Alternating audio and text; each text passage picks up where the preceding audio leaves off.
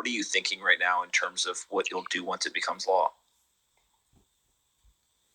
Okay, there's gonna be a lot of news, a lot of new information here. Um, we have been working with. I think Jack's mom is here, right? She is. Yeah, she's here, right here on stage, Brooke Mallers.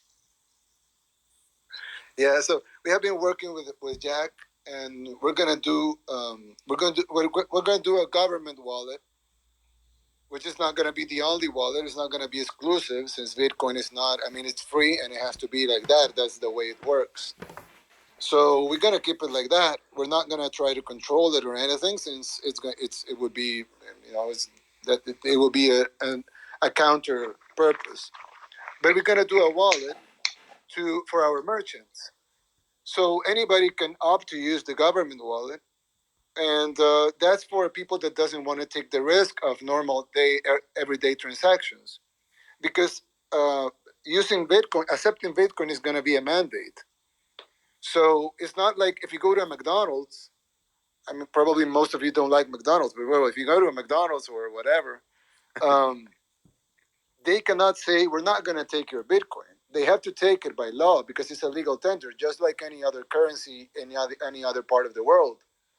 So if you, for example, if you go to Mexico, they have to take your pesos. It's not like they will say, I'm not going to take your pesos. You have to pay me with dollars. They have to take the pesos because that's the legal tender in Mexico. So in the case of El Salvador, Bitcoin is going to be legal tender just as the U.S. dollar. It's only not gonna apply for accounting. That's um, the only part where the U.S. dollar is gonna remain as the exclusive. It's on accounting. So the company's balance sheets will be in U.S. dollars. But that's it. Everything, even taxes, can be paid with Bitcoin. So Bitcoin it's a legal tender, but as legal tender it's a mandate to accept it in every transaction, and you can pay bank loans. Even the law says the law is very short and very simple, but it's very clear. And even if you have a previous contract, if you look, for example, if you gave a loan to somebody and you loan $100,000 10 years ago, and he still owes you that money, he can pay you with Bitcoin, because as the law turns into effect and Bitcoin becomes legal tender 90 days after the law. Why 90 days? Because we have to prepare infrastructure and all of the other things. But once the law is in effect, the timing is just for getting everybody prepared and with the technology and the apps, etc. But if you owe somebody $100,000, you can pay him in Bitcoin. So it's going to be a full mandate, and every restaurant, every barber shop, every hotel, every bank, every personal transaction, every if you want to sell a car, everything can be paid in US dollars or in Bitcoin, and nobody can refuse the payment. Like other, for example, foreign currencies, you can accept it, but you're not obligated to accept it. You can do a transaction in euros, but you're not obligated to do that transaction in euros, because it's not a legal tender here. It's just a foreign currency. In the case of Bitcoin, it's going to be legal tender, and it's going to be treated like a national currency, so everybody has to accept it. President Bukele, you'd also mentioned a permanent residency for entrepreneurs, and there's going to be quite an ecosystem that may build up around this, because you're going to need, obviously the wallet, government wallet. You're going to need exchanges, exchange support for people to be able to auto convert. There'll be investors and entrepreneurs coming. How are you thinking about incorporation or immigration law? Caitlin Long, who's actually here, did a pioneering bill for Wyoming that might be interesting to you. That actually Miami also copied. That might be helpful for you as you go forward. But I'd love to hear how you're thinking about immigration and incorporation law. Yes, we're going to have some immigration reform. We actually have some laws to pass later that it will empower the use of the growth of this and the potential of this. Like Karim said, the limits of this are, we don't know what are the limits of this. We will find out with time, but we're ready to pass new legislation to help with things. For example, this law speaks about a trust fund that the government is going to put up in place, so it would assume the risk of the merchants. So let's say I know I'm not answering the question directly. I'm going to answer in a minute. But what I'm trying to say is that, for example, if there's a ice cream parlor and the owner of the ice cream parlor, he doesn't really want to take the risk. I mean, he has to accept Bitcoin because it's a mandated, it's a currency, but he doesn't want to take the risk of the convertibility. He might win money, he might lose. So he wants dollars deposited in his banking account. So when he sells the ice cream, he can ask the government to exchange his Bitcoin to dollars. Of course, he can do that in the markets also, but the government would have a fund to do it immediately. So it's not that volatile because the government is going to take the risk of the minutes or half an hour that's going to take for him to do his transaction. So we're going to put up a trust fund to do that, and we're willing to risk some money that we might earn some and we might lose some, but that's going to be done to help people with the risk, and that's a separate law that's going to go to be approved in the assembly later. But it's just new laws that are going to promote and they're going to facilitate the usage of Bitcoin in El Salvador and exploit its potential.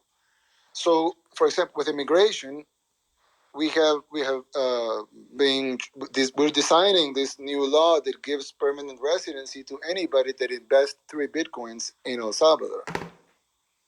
So if you buy a house or a car or 2 cars or whatever, but you have to invest, or you put some offices and you buy some computers or some office furniture, or you have to invest 3 Bitcoins. So once you give proof of investing the 3 Bitcoins, you would get or that you will invest the 3 Bitcoins, you will get permanent residency.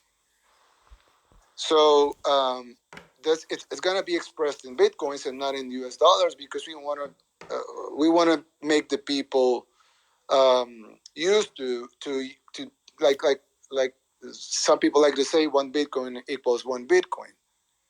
So we want people to get familiarized to using Bitcoins as a unit alone, and not all the time being um, thought of the convertibility to the U.S. dollar, because that's not good for Bitcoin as a currency. It's like when Europeans go to a place and buy a car with euros, they don't convert the euros to dollars to buy the car. They just buy the car to the amount of what's expressed in the price of the car in the car dealership. So we want to do that, and we want to promote people coming here, innovators, investors, entrepreneurs, Bitcoiners. They want to buy a vacation house or go and live by the beach or whatever, and we want to promote all this, and so we're gonna pass some legislation for immigration reform, and we're gonna pass some legislation for the trust fund and some other legislation for access to the internet. We're gonna build a better infrastructure to so people have more access. It's one of the articles of this new law says that the government has to provide and facilitate and promote the connectivity of the people and the technology, which is of course an app and a phone and an internet connection. So there's going to be new legislation coming soon uh, that is not mm, it's not a necessary it's not a necessity of this law, but it would definitely promote and widen the opportunities and the potential of this thing that it's happening here, and that it's probably going to be replicated in other countries as well. That's really interesting. I use Eunice. There's like jus sanguinis, which is citizenship by blood, and then jus solis, which is by law, and then jus ionis, which is by investment. And so 3BTC investment basically gets you citizenship. That's really interesting. Other countries have done things like that, but not denominated, obviously, in cryptocurrency. I think related to that, maybe I'm not sure if this is on your radar yet, but anything you can do on incorporation of the companies in terms of infrastructure, because that might be a third piece. As I mentioned, Caitlin is here, and she's done a lot of pioneering work on this. Might be an interesting person to speak to. Francis Suarez has adopted some of that, because you could become a sanctuary country for crypto. I think a lot of entrepreneurs, Bitcoin entrepreneurs, everybody would come there, and because the banking system would be friendly, everything would be friendly, so just something to think about. That's the third piece potentially, is your incorporation law. President, earlier somebody asked if the United States or the IMF had reached out, and you said yes. Could you tell us a little bit more about what those conversations were like? Yeah. No. Actually, I have a meeting with the IMF on Thursday, and we're going to speak about several issues, one of them being this law. I already I mean, in the messaging that we set up the meeting, I already tried to explain them that this doesn't. I mean, it's a huge change for the country, and it's a huge opportunity, and it's a big message for the world.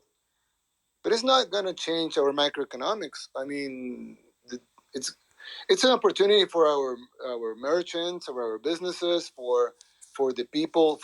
It's an opportunity for the people that receives remittances. It's an opportunity for the people in the tourism sector. This is gonna provide. It's gonna promote economic development, the creation of jobs.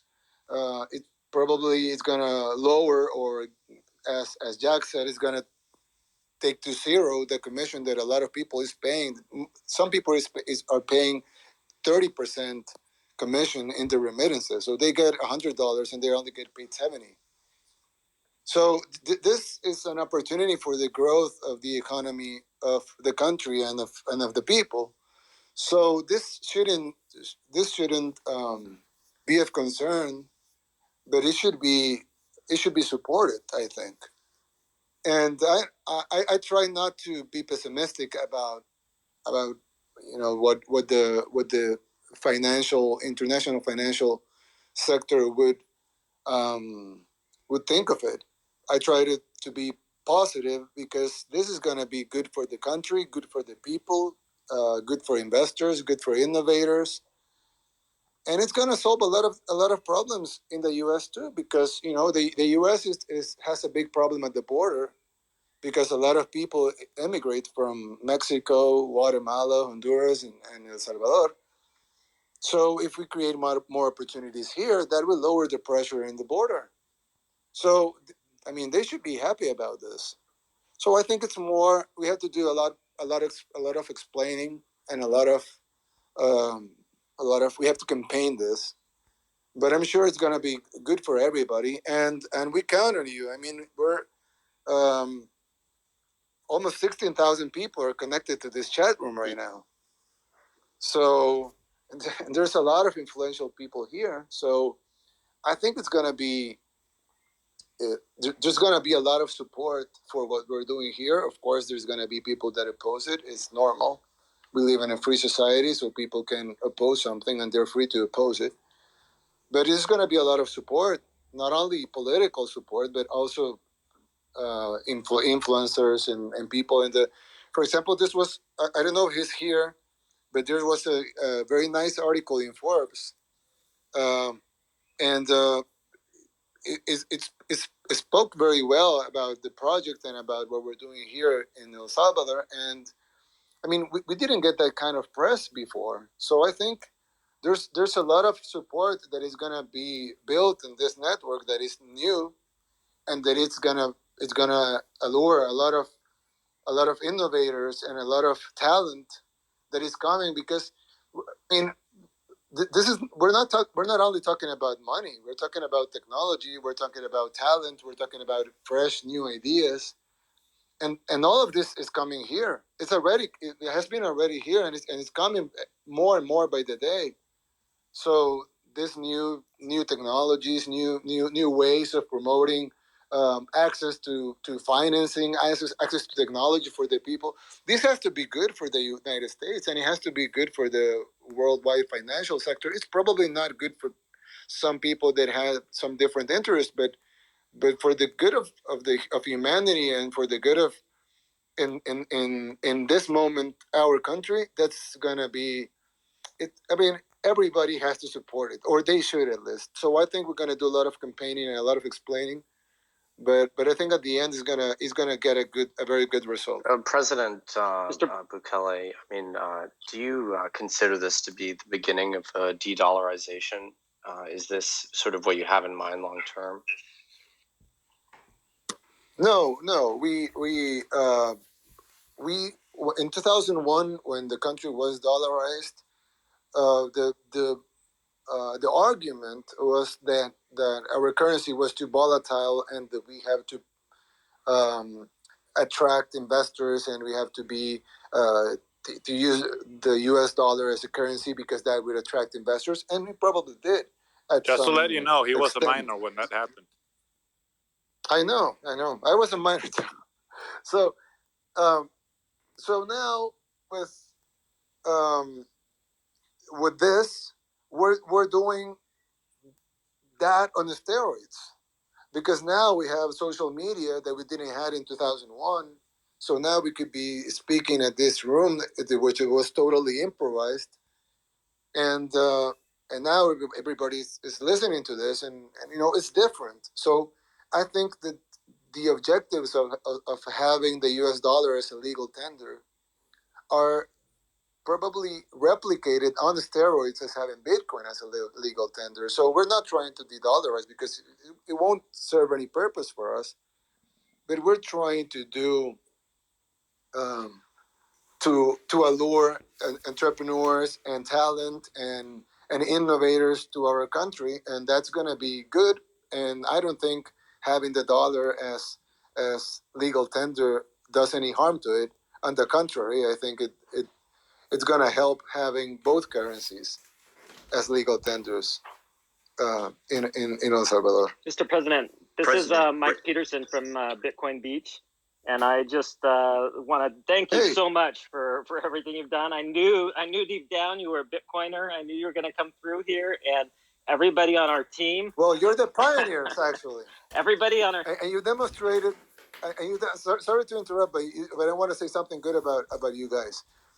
You guys demonstrated that this is not something for rich people only. I mean, this is for everybody, and you guys demonstrated that a community can actually benefit from Bitcoin. And now we're going to demonstrate it in a country in a country wide scale. But of course you're the pioneers here, and hats off to you guys because you have demonstrated you had the courage to be the first here in El Salvador, which is and you have done great. And actually, you have provided with us with arguments and with pictures and with stories and with everything that we need to have this bill passed so fast. Well, I hope so much that you'll grace us with your presence with the team. There's an amazing team of locals in El Zonte that are really the ones who have done all the work, and so I know it means so much to them if you'd come and spend a little time with them. So I really hope you'll be able to come and spend some time in Bitcoin Beach with us. I will. President, you've got a lot of people in here from the Bitcoin community.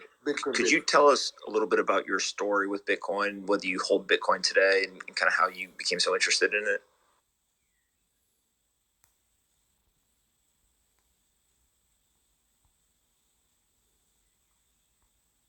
Oh, Did we finally break? Did we lose him? We might have broken Twitter Spaces. No, he's still there. I would like to ask a question. President? Oh, yeah, I'm excellent. here. Sorry. Yeah, I probably I thought. Yeah, I pressed the wrong button. So okay, boomer. Yeah, I'm not a boomer. So I mean, like Yusuf said in a I think I don't know if it was the same chat or but I read about it that we're big believers in the future. And I remember when I was a kid that I'm probably a little older than some of you guys and a little younger than others. And when I was a kid, I remember thinking about the future, and you would see like flying cars and this beautiful buildings with people having no problems, and everything was solved because of technology and everything, and the world was interconnected like it is right now. But everything was fine. There were no wars, and there was no hunger, no nothing, no diseases. But now, if you talk to young people, and I'm talking about 15-year-olds or even 20-year-olds, and you ask them about the future, they won't talk to you about flying cars or shiny buildings and no hunger. They will talk to you about nuclear war. They will talk about pests, about climate catastrophes, about. I mean, when did our vision of the future change from something beautiful to something so dystopic? And uh, and I but but at the same time we have to remember that we build our own future. It's not the future is not imposed on us. I mean, we build it. We human beings, we build our future. So why do we have to resignate ourselves to have a dystopic future if we can build the future that we dreamt when, well, at least when I was a kid, and probably some of you were too. And so I think Bitcoin as being the main cryptocurrency in the world solves a lot of problems. No oversupply. It doesn't. It's not in the hands. There's a lot of inequality that comes from the central banking system because they pour new money in, but they choose where that new money goes to. But everybody pays the price of having their money being less of the quantity of the total amount of money. So Bitcoin, it's technology, it's the future. It solves a lot of things. It's very well thought of, and it's being supported by a lot of people that want to see a better world and a better future, and a lot of innovators and a lot of talent. So we want to support that too. And we're not we don't. I mean, I could support it by being a Bitcoiner and put laser eyes in the picture. But we want not only to support it, but we want also to demonstrate that the world can benefit from it. And I think El Salvador is not only a country anymore. It's a symbol of what Bitcoin can do. And I'm sure there's going to be a lot of pouring in of new technology in a country that basically, we had very good plans 6 months ago, but isn't not even near what the plans that we have now. So if we can change our future, and probably we will start seeing other countries follow. So we're going to see a lot of futures, a lot of countries' future changing, and that's going to help build a better society. So I think, I mean, of course, it's not like Bitcoin is going to solve everything, but I think this is one of the things that we all have to get behind on, because we have to build the future for humanity, and we didn't have to um, accept the new probably the not so good future that the world is going on, and we can change it. So for me, Bitcoin is a very important part of it, and I'm sure this is going to be a great example. So it's more. It's not that I'm a Bitcoin holder. It's that I do think that this is going to be a huge game changer, not for El Salvador but for the world. And probably right now, a lot of people might laugh or say, "Oh, that's a very small country," and it is. It's the smallest country in the whole continent. But it's well, it doesn't matter. It's happening, and it's going to change a lot of things, and it's going to start here, and that's it's beautiful to be part of a huge change in humanity. So I don't want to be corny, but that's the reality. We're dreaming here about what's going to happen, and we're happy. Mr. President, don't be too corny because Jack Dorsey is listening, so he can block you from Twitter. So be careful. Jack, Mr. President? you gotta get up here, man. Join us on stage. I sent you an invite. Mr. President, will people have the freedom to use whatever wallet they want, or will they have to use the government wallet? A lot of people are asking me that. No. It's any wallet. You can use any wallet that you want. There's not going to be any. The law. The law. It's up there. It's short. Like I said, I added sweet, but it's short and simple. So it's very simple. It's there. There's going to be a government option. I mean, as a wallet that is going to be developed by Strike, but that's going to be an option. You can use any wallet, and you can use any system, and you can. I mean, we're not going to. It's going to be as free as it gets. Not limit every single human being to a wallet, right? Yeah, and the other thing is that all the new technologies that are gonna develop. I mean, they're gonna even Jack spoke about what the work that he's gonna do here. It's gonna be available for all of the other countries. So it's not only that it's fully free, but what we do with Jack is gonna be it's gonna be free also. So everybody can. I mean, it's not. There's not gonna be any restriction on the use of Bitcoin, other than it's for legal things, right? Because a lot of people are talking about, oh, with Bitcoin they're gonna do money laundering and they're gonna buy weapons or whatever. And I'm saying like, well, weapons are bought in U.S. dollars right now. I mean, it's not like. I mean, money laundering is done in U.S. dollars. The drug cartels, they use U.S. dollars, and the problem is not the dollar, is the criminals. So it's like saying Bitcoin it facilitates transactions for doing bad things. I mean, what about cash, or what about jewelry or diamonds or any other sort of payment? What about euros or yens or whatever? I mean, it's not. This is gonna be as free as it gets. But that's not going to mean we're inviting criminals. It just means that it's going to be free. But being free is not a synonym of the bad thing. I don't know who changed that that definition, because it's supposed to be something good. So it's going to be as free as it gets. And so you can use any wallet. There's going to be a governmental wallet that we're going to develop with Strike. But there's going to be one other option, like all of the other options that are out there. And it's going to be probably the smallest option, because only Salvadorans are probably going to be interested in downloading that one. But it's not a for us. It's not the main thing is not the wallet. The main thing is the usage of Bitcoin in the country as a legal tender. That's the big thing. The other thing is part of the infrastructure and technology that we're trying to develop to help a lot of people that otherwise they wouldn't be able to access the technology or the apps or the things, because they can use it. So we will help them with the technology, with connectivity, like they did in Bitcoin Beach.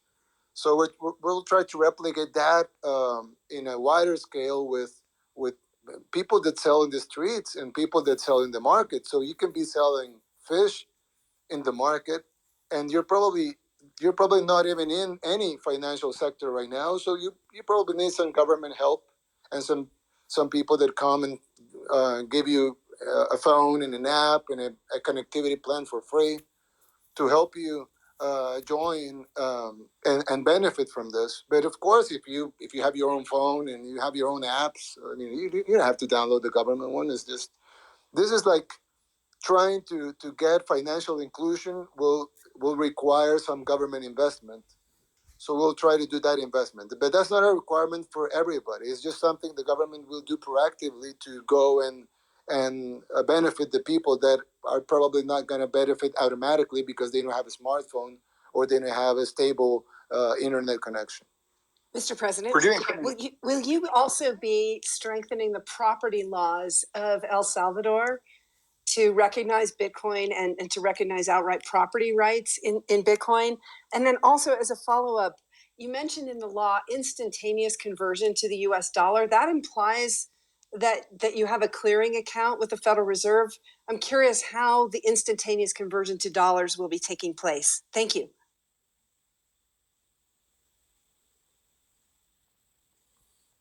Okay, so that's gonna be it's actually quite simpler than that.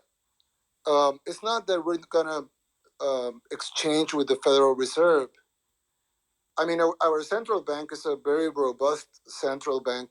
I mean, for the country, of course, that has business with the Federal Reserve by the day. We actually import our dollars newly. I mean, our paper dollars newly printed, newly minted. They come here. I mean, they are printed for us. So we actually have a very good relationship with the Fed. But this is way simpler than that. The convertibility is not with the Fed or with the central bank. It's with the trust fund that we're gonna do in one of we have a the government here also owns some banks. We have the central bank, of course, but we also have first floor banks, and we have a development bank that's owned by the government. So in our development bank, we're gonna establish a trust fund. So we buy the Bitcoin of the transactions that are done by people that doesn't want to take the risk. For example, if you have a lady that sells fruit in the marketplace, and she doesn't want to, she doesn't understand that much, and she doesn't want to risk her savings, or she doesn't want to take the risk implied in using Bitcoin.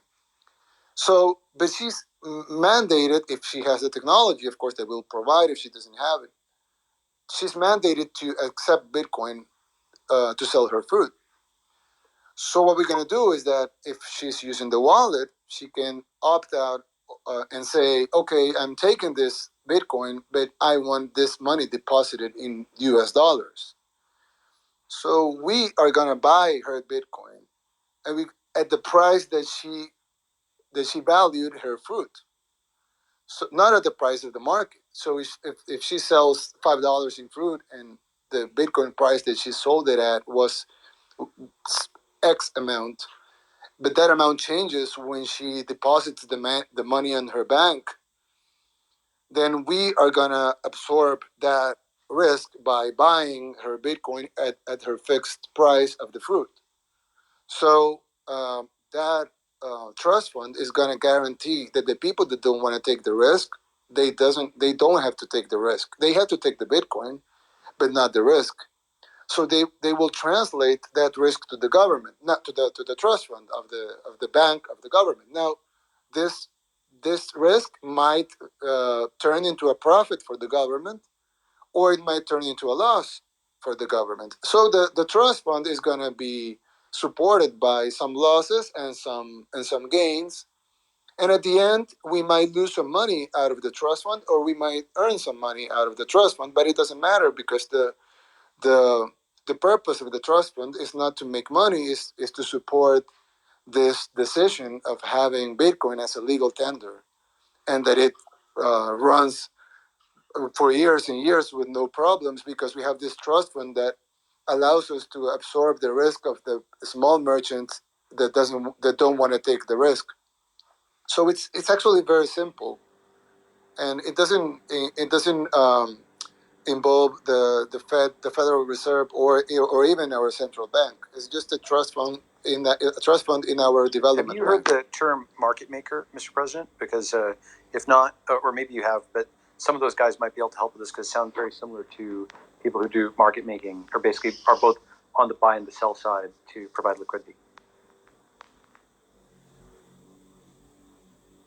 Yeah, I'm not that well versed in that. Mr. President, are you planning on doing mining? Is the government going to mine Bitcoin or encourage the mining of Bitcoin in El Salvador? Never thought of it, but like Karim said, this I mean, every day is going to be new ideas. So we're not thinking of mining, but we can do something to promote mining, of course. And we have some right now thinking of it. I mean, I haven't thought of it, but right now thinking of it, we have a plan. This is not has nothing to do. Well, it had nothing to do with Bitcoin, but we had a plan because we have geothermal energy here, energy that you get from volcanoes. So we actually have plants that get clean. 100% is not only 100% renewable, but it's also 100% clean because the energy of the volcanoes turn the water into water vapor, and that makes energy. So we produce that energy since 50 years ago. But right now we were looking at that we lose a lot of energy by transporting the energy of the geothermal plants to the cities. So we want to promote this on the outskirts of the plants. We want to promote this industrial parks where you can set up your factory and you will receive cheap, clean, 100% clean, 100% renewable, zero CO2, 0% CO2 emissions, and we wanted to do that not because of Bitcoin, but because of people that want to invest in factories that won't have any carbon footprint. But now that you're talking about mining, probably somebody wants to set up a mining facility with zero emissions and with geothermal energy that it's not only cheap because it's right there in the front of them, so they don't pay. We don't have to transport the energy to another place. It's right there, and it's very very cheap for us. So probably somebody wants to set up a mining facility with cheap. Clean, renewable energy. But it's just a thought. I just thought about it right now. I haven't thought about mining or other things. But like Karim said, it's every day that passes, new ideas will come up, and this is the limit. No, it's remarkable. And look, any stranded energy resource you have, whether it be hydro, volcanic, geothermal, I mean, these are things to think about. So thank you. President, one of the strengths of the Bitcoin kind of ecosystem is the community and how you can crowdsource ideas like this or ask for help. Are there specific things that people in the community can do right now to help you or the country of El Salvador as you kind of move to adopt Bitcoin as legal tender or look to kind of upgrade the financial infrastructure of the country?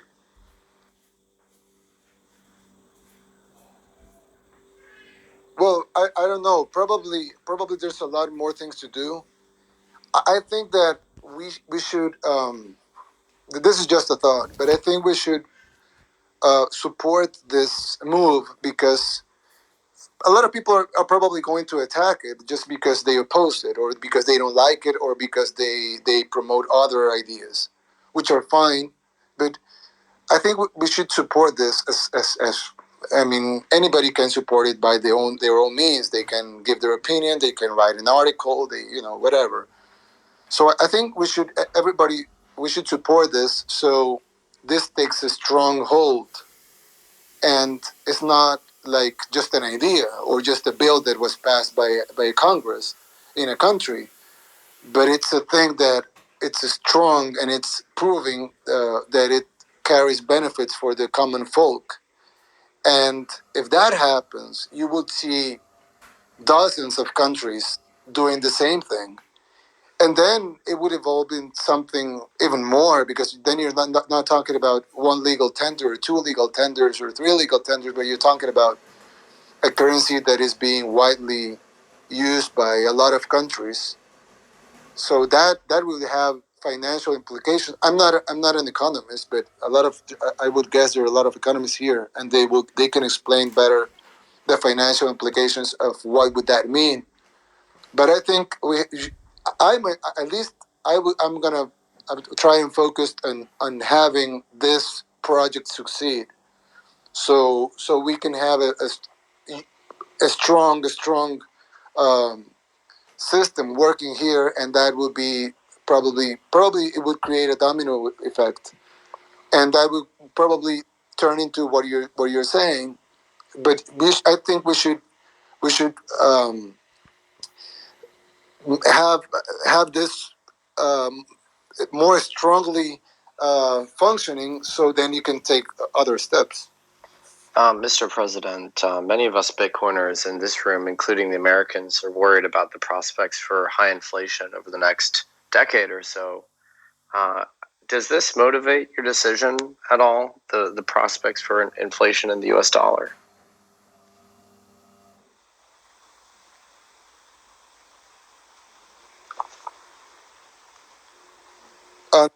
Itself, the decision was taken because we were basically inspired by the project of Bitcoin Beach and by the work that Jack has been doing here and all of the people.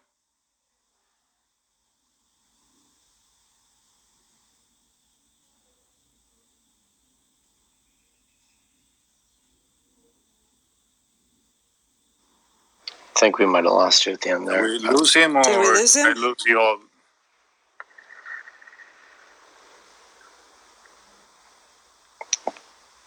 What's the status of the bill, by the way? I guess debate is still ongoing. Yeah, the opposition is still debating. It's like a filibuster, but without the ability to filibuster for days or for hours. What's the opposition? Is it the bankers, Kareem? Who? Is it the bankers that are opposing it? Well, maybe they are. No, I don't know. I'm not saying the bankers. I'm just the political opposition in Congress. Maybe some people that are financing them are opposed to, but yeah, I cannot pinpoint anyone specifically.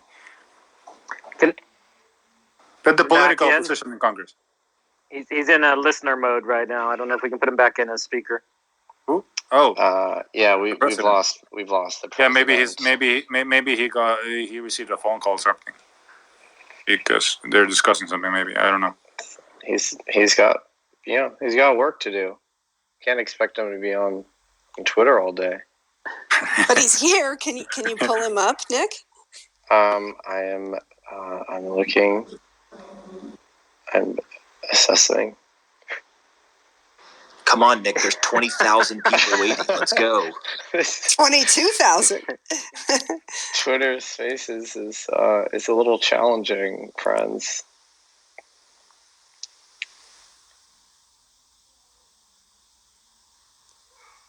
Certainly getting a good test tonight. Speak amongst yourselves.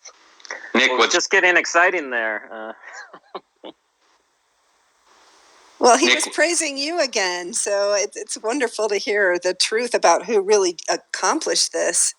So no one can take it away from you. Congratulations. Well, thank you. Like I said, it was an amazing team there in El Salvador. I mean, really, honestly, I'm not being humble. Like, they're the ones that did the work, and I hope all of you are able to make it down to El Zonte and meet Jorge Valenzuela and the rest of the crew there who have, like, tirelessly pushed this through when people were, like, laughing, like, what do you mean, some magic internet money and you want us to accept it? And they like, made this happen. Oh, and Michael, we're going to have the World Surfing Games in 2023, so maybe they're all invited. Perfect. Awesome. Hey, Michael, it's Brooke, Jack's mom. I wish I could give you a big hug over this thing.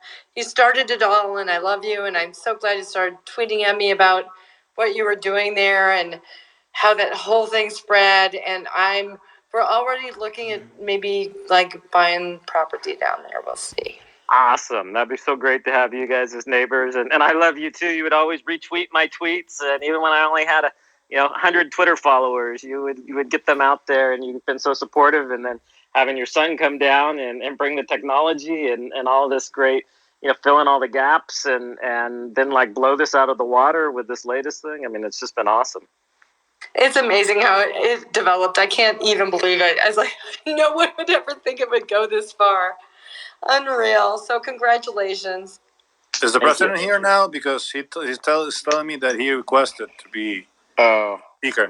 My bad, y'all. Can't leave the president hanging. I don't see him. I don't see his request, though. Oh, no. Twitter Spaces is letting us down. Yeah, it's Elizabeth Stark said that she wanted to get in here and Twitter Spaces wasn't working for her. Man, you got to come through, Jack. You got to come through, bro.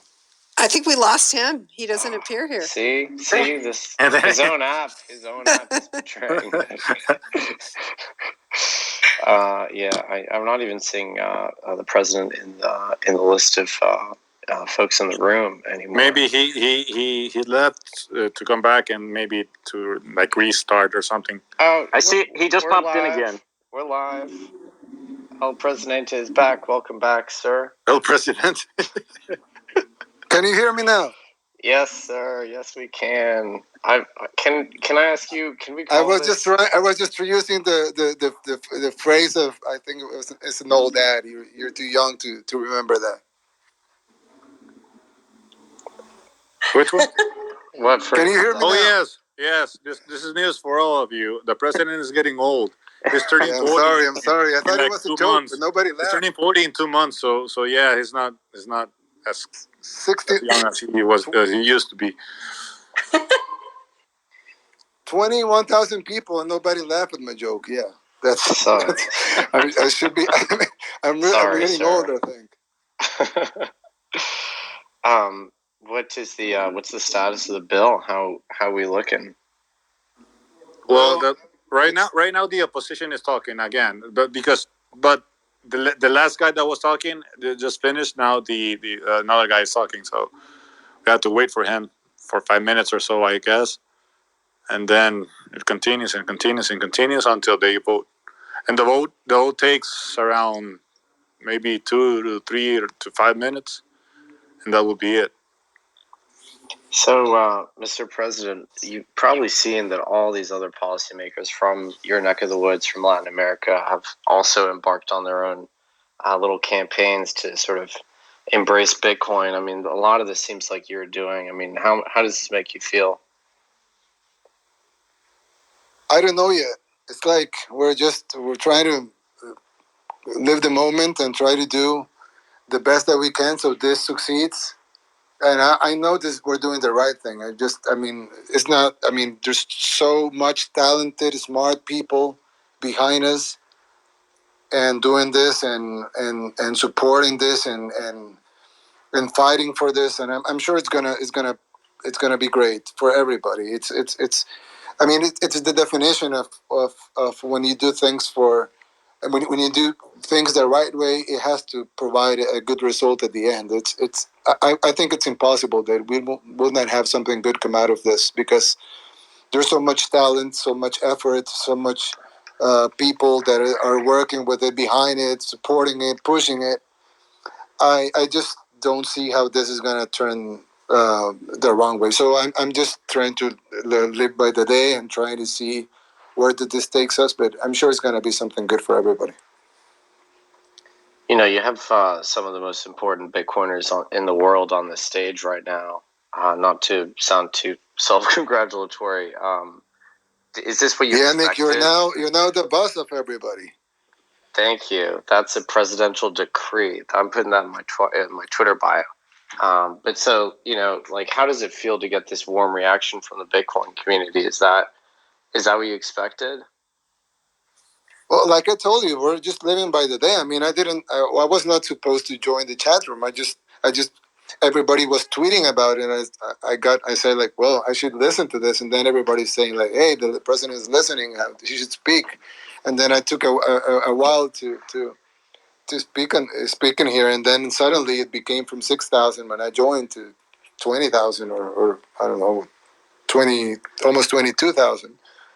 And so I don't know. This is just happening. But I mean, there's a lot of things I know, but there's a lot of things I don't know. And one of the things I don't know is the limits of what this is going to become. I know that it's going to be good. I know that it's going to be great. I know that it's going to be very, very important for a lot of people. But I don't really know the limits of this. It's just things are just happening, and we're learning by the minute, and we're seeing things happen by the minute. And right now, the assembly is discussing the bill. The bill is going to pass. I mean, it's almost 100% chance that it's going to pass.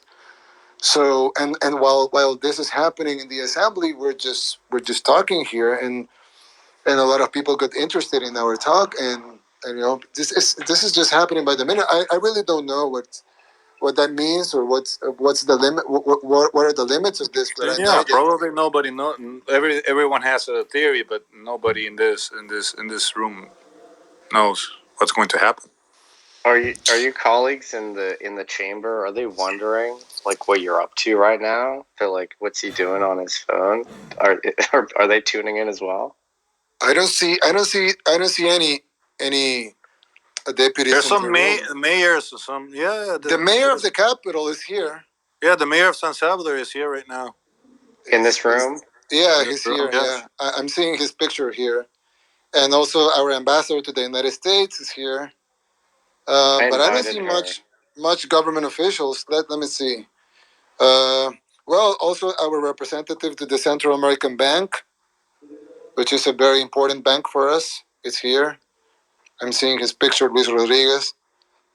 Um, He's actually a supporter of this bill, so that's good. and he's a banker, and he's a representative of the Central American Bank, so that's important.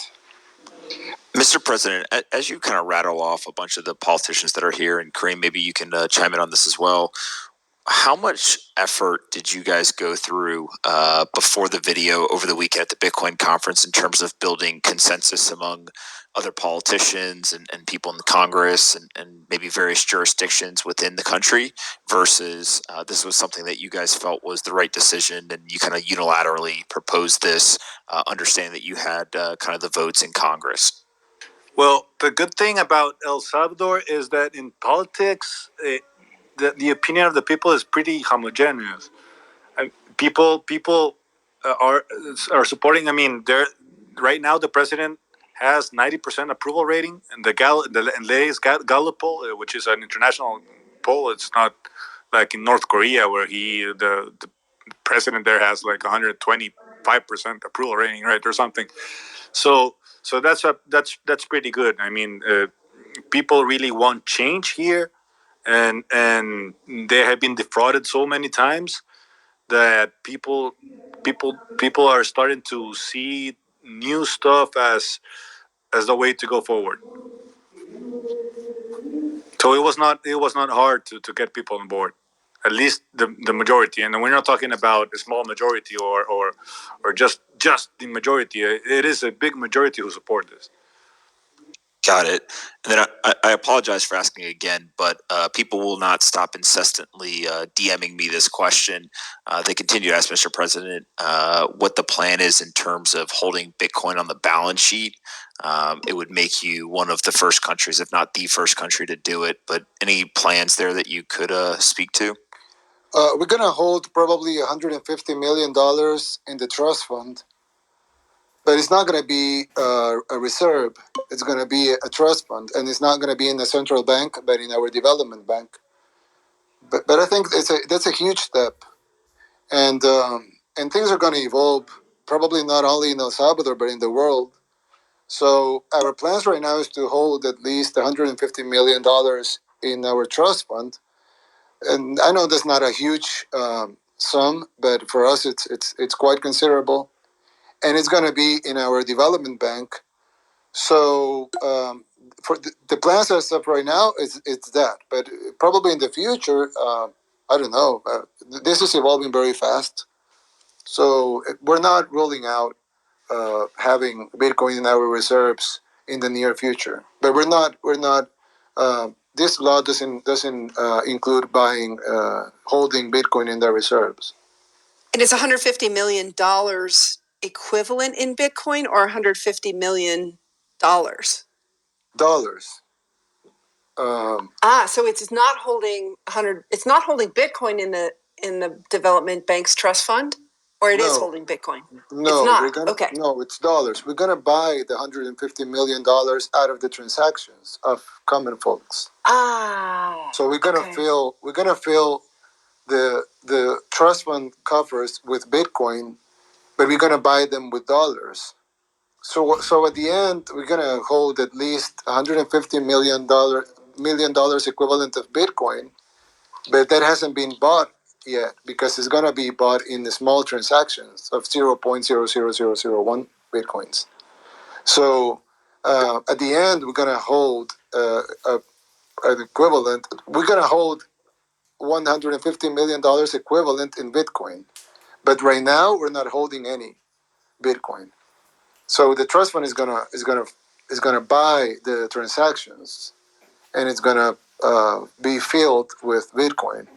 But that Bitcoin is gonna come from common folks that are opting out of the deposits in Bitcoin, and it's interchanging those Bitcoins in US dollars. So we're gonna provide those US dollars, and we're gonna get the Bitcoin in exchange. So at the end, not at the end, but in a couple of months, the development bank will hold approximately $150 million equivalent in Bitcoin. And then will you fund it with more dollars at that point, or have you thought about once you get $150 million worth of Bitcoin in the development bank, what happens then? Who funds the conversion of dollars to Bitcoin? No, that's not the total. That's like a how do you say in English? It's like a The starter package. approximation. It's like like a proximity, like a calculation of how much Bitcoin will be held in the trust fund, since the trust fund needs to have fresh US dollars to continue exchanging. Right. But I don't see the trust fund getting empty, because we'll have a lot of the bank is a very solid big bank, and we are being supported by the country's sovereign ability to get new money. So it's not, and we still the Bitcoin will always have value. So we're not looking at this fund to be empty in any time. It's just going to be handled by experts in trust funds that are just going to be converting this transactions into Bitcoin. But we're not. I mean, we're not giving away free money. We're just exchanging at market value at the times of the transactions. So we're not. I mean, it's just I just made an approximation of what we think we're gonna hold in Bitcoin. It's gonna be like net $150 million equivalent of Bitcoin at market value right now. But that's gonna probably change. Right. So it's effectively a clearinghouse. And so over time, the trust fund will probably sell down some of the Bitcoin in order to get more dollars to replenish that pool. Yes, exactly. Got it. Exactly. Yeah, okay. But exactly. But it's probable, like the bankers have told me that most likely they will hold the equivalent right now at market value of $150 million in Bitcoin. Right. Because that's like the sum they will have in a stock. So they're going to be selling and buying, but they will have like not fixed, but like the same amount of stock in Bitcoin, which is not required by law, but it's like the amount they will have just to manage the fund correctly, so it doesn't fall, or so it's stable. They calculate they will have like $150 million in equivalent right now, Mr. President, of market value. The equivalent, the market value right now equivalent in Bitcoin. sorry to interrupt, Mr. President. They're about 5 minutes away for voting. To vote. Okay, guys. Bill. 5 minutes away. The last congressman speaking. I'm just one of the 22,600 people here, so I'm leaving. But I hope we answered some of the questions, and I hope I'm going to tweet a good news in a couple of minutes. Yes, thank you. You did. Thank you, Best Mr. President. But I have to look at the vote. It's very important to look at the vote. Yes. Thanks, Mr. President. You got business to do. You can run. That's okay. I'll tell you the votes. How are they coming? You're welcome back anytime. Yeah, bye-bye. Thank you, Nick. You're the boss. My pleasure. Well, thank you for saying that. Nick, I like how you released him like he was going to recess or something. It's like, this was cool, huh? Holy shit, you guys. Hope the bill passes. It'll pass for sure. They're voting right now. 65 votes, 66, 68. Oh, excellent. 72. It passed. No. This is just the first vote. They're calling everyone to vote. This is how it works here. So I'm just. Thank you. Kareem, are you going to stick around, or do you got important business to do? I told you I'm in Congress right now. The president is in the presidential house, which is like the White House or something. Oh, y'all are in different places. I see. Are your AirPods going to die, or are they still good? I just connected my cell phone to my iPhone to the charger. This is because probably... I only have 2%. Yeah, 3% now. We almost lost you. Kareem, could you give us 60 votes, 60 play-by-play? votes, 60 votes. So it's already 9 votes against, 60 votes in favor, and 10 votes against, 61 votes in favor, 12 votes against, 13 votes against, 14 votes against, 15 votes against, or nay, or whatever you call it. So the bill passes with supermajority. Congratulations to you all. All right. To you, back. Huge. Fantastic. Amazing. Well done. Huge. We only needed 43 votes, but it passed with a supermajority, which is good because it's representative of the whole nation. The whole nation is behind this, so it's good. I wanted to say this. Yeah, it's a mandate. It's a mandate. It is a mandate. So I probably show you. Well, I cannot show you, but I can direct you. Let me see. Before your phone dies, I are you going to celebrate? Are you gonna celebrate tonight? Get a drink, smoke a cigar. What's the plan after the successful? Yeah, not a big party because we still have like some COVID restrictions. but yeah, I'm pretty much going to celebrate watching some Netflix maybe. What are you going to watch? What are you going to watch? I don't know. Maybe you can recommend something. Watch a nature documentary. That's what I watch when I want to chill out. They got some good ones. Watch the rise and rise of Bitcoin. Wait, they're voting right now. Let me see.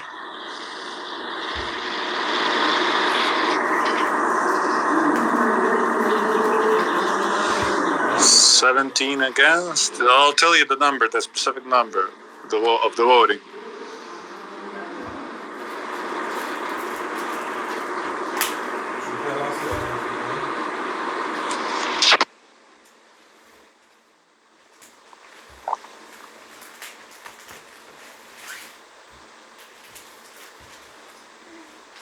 Remember that we only need 43 votes out of 84.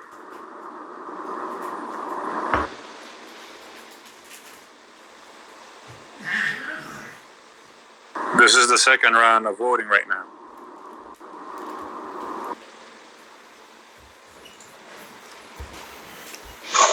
And the last round.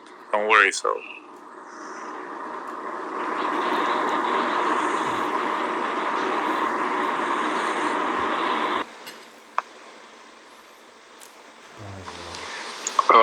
Nick, how do we top this? Yeah, I was just thinking about this. Toppable? This is probably the best one for Twitter Spaces ever, too. I think it's probably outclasses any Clubhouse chat that ever happened in terms of importance, liveness, clout of people in the chat, maybe even listeners. I mean, this it's interesting. Yeah. Oh, sorry, Nick, go ahead. I was just going to say, have there even been clubhouses with 20,000 listeners? Is that even within their technical limits? I think Twitter Spaces might be blowing them out of the water right now. Nick, I'm sorry to say, but this is not. They're applauding right now at the floor. They're applauding right now at the floor. Woohoo! I don't know if you can listen. Yeah, we can hear that. Can you listen? I'm clapping too.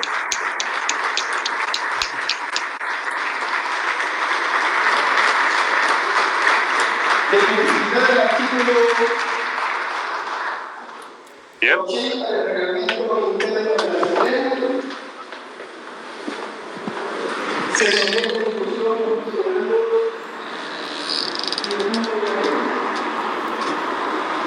So again, congratulations to everyone. Congrats to y'all, man. Back at you. Congrats to y'all. So amazing. And Bit Beach. And Jack. You guys are And the Michael. first non-pariah nation. Michael and Jack. Except Bitcoin. We need to get Miles Suter up here. Is he in the room? He's had amazing part in this project too. We need Miles up here. Yeah, Miles is a king. He's at Square. Miles, if you're in here, hit that application button. Michael, everybody, I'm really in tears. Oh, There's been a lot of tears this week. you should All be good proud, ones. Brooke. You should be really, really proud. I'm really proud. I never thought, I don't know, when we got Jack into Bitcoin, we just never knew he'd do this, you know? Just never knew he'd go this far. So thanks, you guys. Where's Jack? How come he's not in here with us? He's on CNBC first thing in the morning, so I think he's sleeping.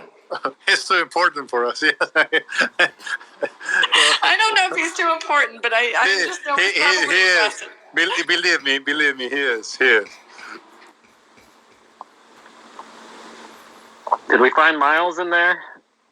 Miles, you're welcome to join. Alright, I'm gonna add some new people. What? Peter, are you going to leave the UK now that other countries are cooler?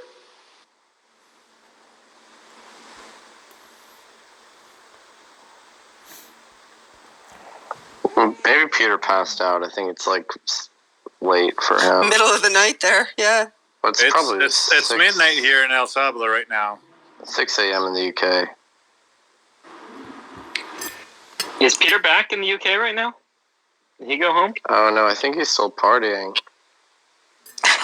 I think he's in New York. By his feed.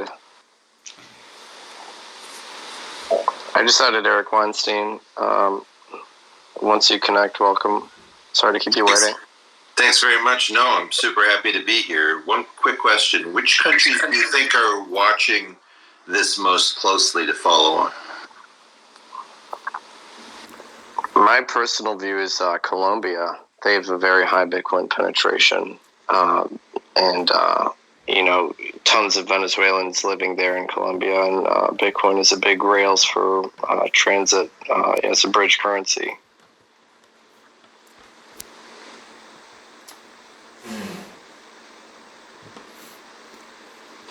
I think it's also just going to be a race. There's a ton of Central America and South American countries now that are kind of in the game or in the hunt. And some of it may just be who at the top is most passionate about getting it passed. If we really think about, we saw from announcement to passing of this legislation in El Salvador happen in 72 hours, 4 days, something like that. How many other countries